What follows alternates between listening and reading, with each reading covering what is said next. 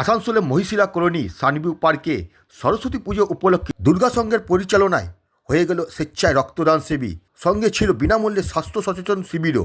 এদিন এই কর্মসূচিতে উপস্থিত ছিলেন আসানসোল পৌর নিগমের 85 নম্বর ওয়ার্ডের কাউন্সিলর কল্যাণী রায় সহ অনেকে। দুর্গা সংঘের এরকম উদ্যোগে খুশি এলাকাবাসী।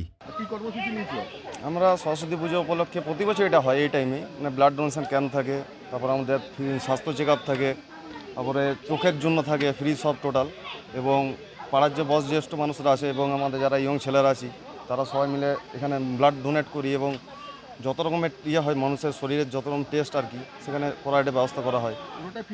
হ্যাঁ, পুরো টোটালটাই ফ্রি আর কি, ঠিক আছে। এবং কিছু মেডিসিনের যদি ব্যবস্থা করা হয় সেটাও আমরা করি।